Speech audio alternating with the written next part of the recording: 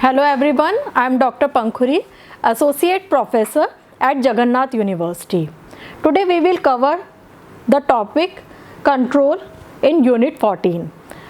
We have already discussed what is control. Control is basically the guiding force, or we can say a supervising tool or guiding tool which help us to enhance the performance to attain the organizational objectives and goals.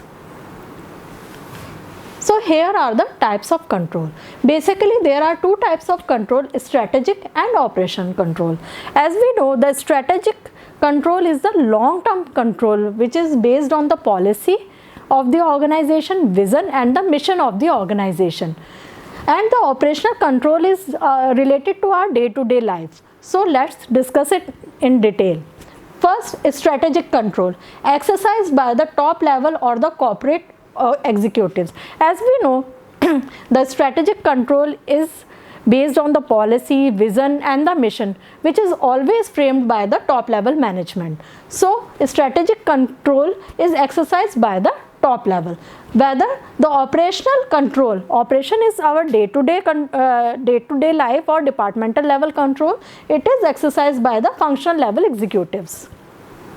Next, focus on the long term. Strategy is always a long term process or long term planning process. So it is focused on the long term, while operational control is on the day-to-day operations. Then observation and monitoring, a long term period of horizon. The time period is very high in the strategic control, whether in operational control day-to-day observation and monitoring is done. Next, we need to identify the environmental scanning, SWOT matrix, that is the strength, weakness, opportunities and threats. Information gathering techniques will be used, while in the operational control, day-to-day reporting. Day-to-day reporting is necessary in the operational control, comparing the standard and versus the actual functional performance. What is the performance of the functional areas, what we want to attain in a day-to-day life, and then we need to compare it how much the goals we have already achieved.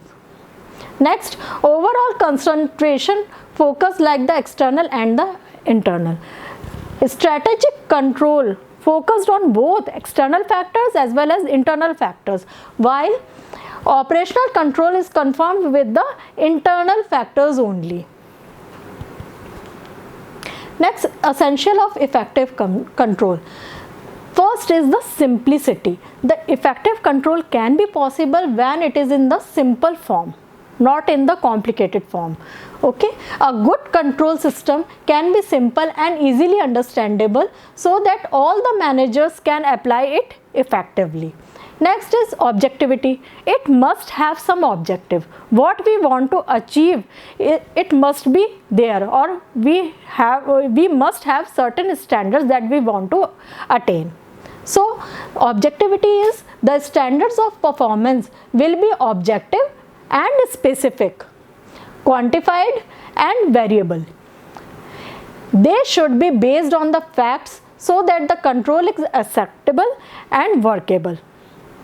Next, promptness. It must be quick. The control system should provide the information soon enough so that the managers can detect and report the deviations promptly, and necessary corrective actions may be taken in proper time. So it is in short time or in quick way we need to identify where we are lacking and we need to take corrective actions quickly. Next is the economy. It must not be so much costly so that the organization can use them in a proper manner. So the control system must justify the expenses involved. In other words, anticipated earnings should be greater than the expected cost in the working.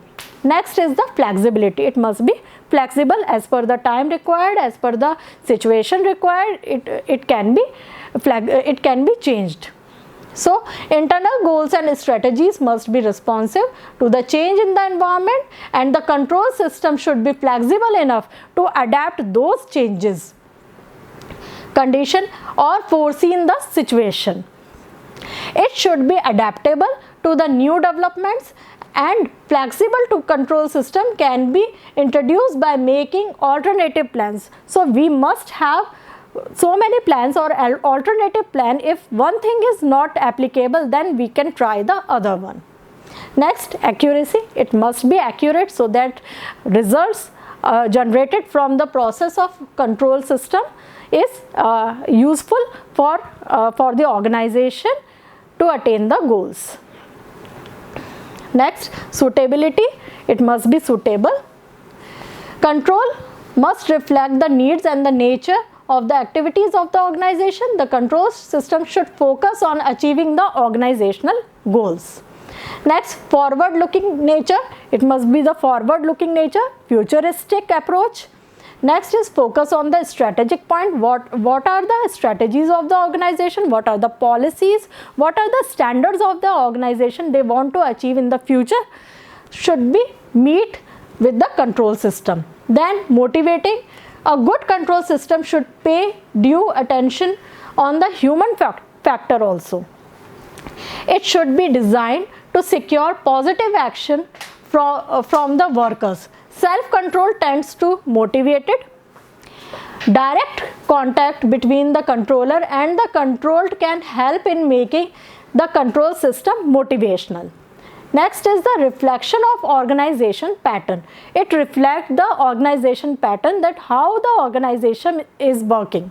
So the control must reflect the organization pattern. Since the events are controlled through people, it is essential that the control must conform to the organizational pattern. The control process should be acceptable on the psychological front also. Corrective action. The control system must have the scope of corrective actions. Thank you.